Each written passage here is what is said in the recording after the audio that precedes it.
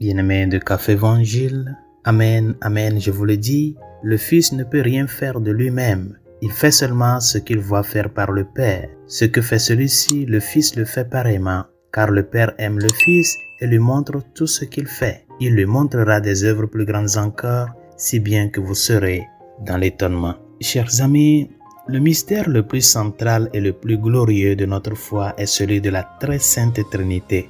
Dieu le Père, le Fils et l'Esprit Saint sont un seul Dieu, mais trois personnes distinctes. En tant que personne divine, chacune est distincte. Mais en tant que Dieu unique, chaque personne agit en parfaite union avec les autres.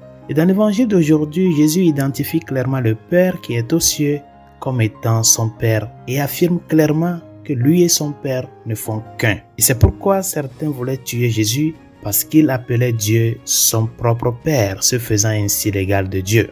La triste réalité est que la vérité la plus grande et la plus glorieuse de la vie intérieure de Dieu, le mystère de la très sainte Trinité, a été l'une des principales raisons pour lesquelles certains ont choisi de haïr Jésus et de chercher à le tuer. Il est clair que c'est leur ignorance de cette glorieuse vérité qui les a poussés à cette haine. Chers amis, nous appelons la très sainte Trinité un mystère, non pas parce qu'elle ne peut pas être connue, mais parce que notre connaissance de ce qu'elle est ne pourra jamais être pleinement comprise. Et pour l'éternité, nous entrerons de plus en plus profondément dans notre connaissance de la Trinité et nous serons toujours émerveillés à un niveau toujours plus profond. Un autre aspect du mystère de la très sainte Trinité est que chacun d'entre nous est appelé à participer à leur vie même. Nous resterons toujours distincts de Dieu, mais comme de nombreux pères de l'Église primitive aimaient à le dire, nous devons être divinisés, c'est-à-dire que nous devons partager la vie divine de Dieu par l'union de notre corps et de notre âme avec le Christ Jésus. Et cette union nous unit également au Père et à l'Esprit. Cette vérité doit aussi nous laisser émerveiller, comme nous le lisons dans le passage ci-dessus. Bien chers amis, alors que nous poursuivons cette semaine la lecture de l'évangile de Saint Jean et que nous continuons à réfléchir à l'enseignement mystérieux et profond de Jésus sur sa relation avec le Père Céleste, il est essentiel que nous ne nous contentions pas de gloser sur le langage mystérieux utilisé par Jésus. Au contraire, nous devons dans la prière entrer dans le mystère et permettre à notre pénétration de ce mystère de nous laisser vraiment émerveiller.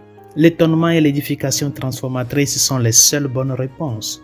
Nous ne comprendrons jamais complètement la Trinité, mais nous devons permettre à la vérité de notre Dieu trinitaire de s'emparer de nous et de nous enrichir, au moins d'une manière qui sache combien nous ne savons pas et que cette connaissance nous laisse dans l'émerveillement. Résolution de ce jour. Notre foi chrétienne est tellement riche. Et le Dieu un et trine a révélé la vie intérieure en la personne du Christ qui s'est incarné. Comme le disait un prédicateur ces jours-ci, le mystère ne se comprend pas du dehors.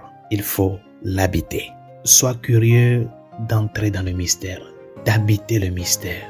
Parce que c'est du dedans que nous parvenons à comprendre quelque chose de ce grand amour de Dieu. Et comment habiter le mystère? Laisser que la parole reçue puisse te transformer. Ne cherche pas à argumenter le message de Dieu. Ce message est vérité. Accepte-la et fais de ta part, c'est-à-dire efforce-toi afin que ta vie comme chrétien soit tissée à la lumière du message. Et que la participation au sacrement t'amène à ce que tu puisses grandir dans cette vie divine à laquelle tu es appelé à participer. Recevoir l'évangile, conformer ta vie de tous les jours à cet évangile, là où tu es et en ce que tu fais, et que les sacrements auxquels tu participes t'amènent à vivre cette vie de Dieu à laquelle tu es appelé. Bonne journée, Dieu vous bénisse.